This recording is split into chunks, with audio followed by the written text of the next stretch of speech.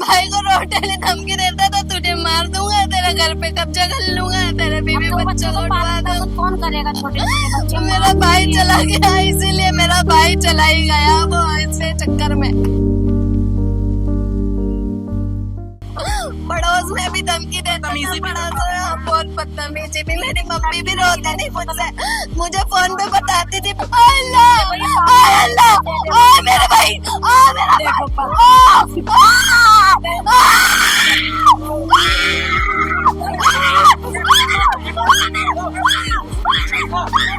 परिवार की स्थिति कितनी ज्यादा।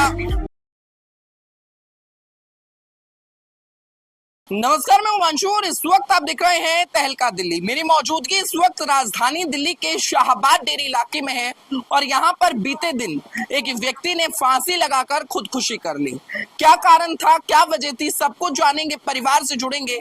पर इस वीडियो को दिखाने का उद्देश्य ये है कि जिस तरीके से लोग परेशान हो जाते हैं और कुछ ऐसा कदम उठा लेते हैं कि जिसकी वजह से उनका परिवार मुसीबत में पड़ जाता है और कहीं ना कहीं परेशान हो जाता है, तो लोगों को कहीं ना कहीं जागरूक करने के लिए आज हम ये वीडियो बना रहे हैं। जुड़ते हैं, बातचीत करते हैं। क्या नाम है आपका?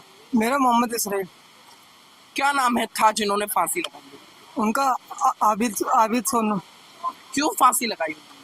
अब उनका वो थोड़ा परेशान हो गए थे, पैसे वैसे ले रखे थे किसी से, कर्जे की वजह से फांसी लगाई। हाँ। अब बाकी आगे क्या थे वो तो पता नहीं, बाकी तो मम्मी उनकी बता देंगे। क्या कुछ हुआ था? भैया वो परसों आए थे तो 45,000 रुपए हमने लिए थे, उसको ब्याज दे रहे थे। हमने कहा था बेटा थोड़ा थोड़ा कर। कर्जा लिया था 45,000। 45,000 के 1,10,000 कर दिए।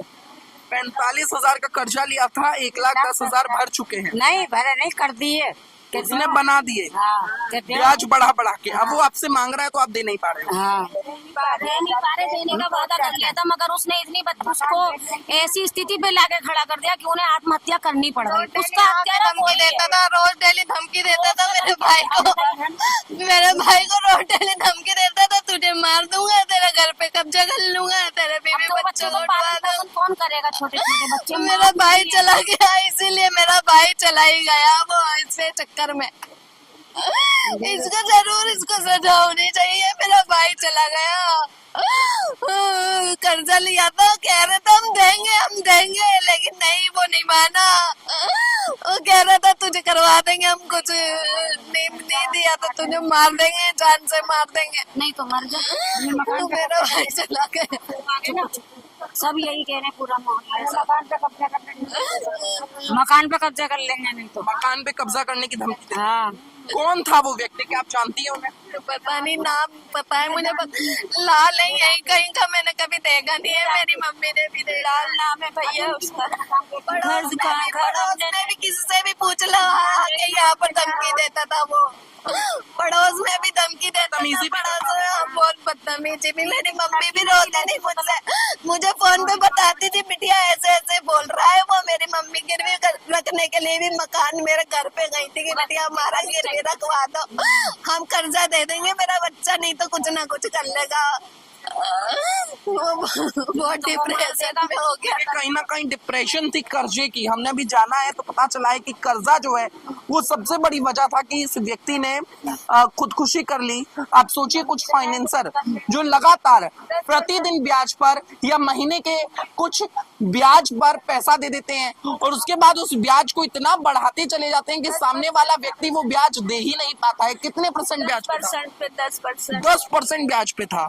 आप सोचिए, अगर 100 रुपए लिए हैं तो महीने के 10 रुपए सिर्फ ब्याज के थे, उसके अलावा जो अमाउंट था बकाया वो खड़ा था। तो आप सोचिए, इस तरीके से कर्जदार जो हैं, जो कर्जे देने वाले हैं और जो कर्जदार हैं, वो कहीं ना कहीं इन लोगों से दब रहे हैं। जो तरीके से फाइनेंसर अपनी गुंडागर्दी और दबंगई करते हुए नजर आते हैं।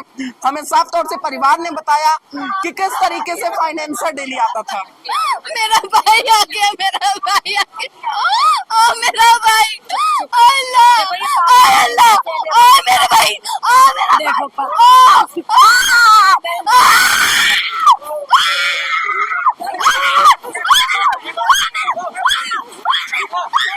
परिवार की स्थिति कितनी ज्यादा।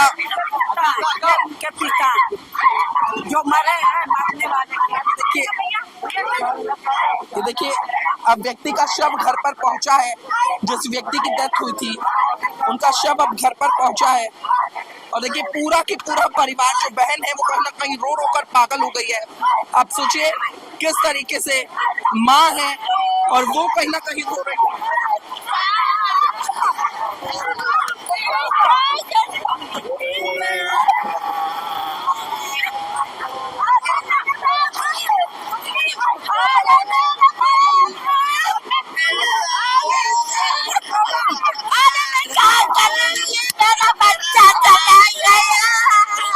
ये देखिए पूरा की पूरा परिवार कहीं ना कहीं रोता और बिलखता हुआ नजर आ रहा है। और कहीं ना कहीं ये जो वक्त है, तो देखिए कहीं ना कहीं जो पूरा की पूरा परिवार है वो कहीं ना कहीं रोता और बिलखता हुआ नजर आ रहा है। आप देखिए पूरे के पूरे परिवार की जो स्थिति है वो कितनी ज्यादा खराब हो गई है, दिखाइए कैमरा पर्सन।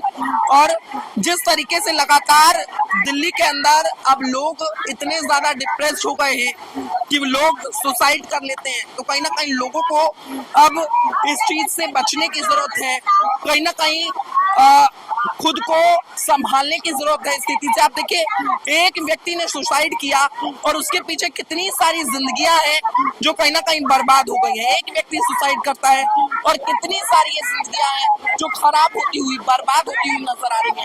क्या शादीशुदा थे? हाँ, 2 बच्चे हैं। 2 बच्चे? 2 बच्चे, हाँ 2 बच्चे।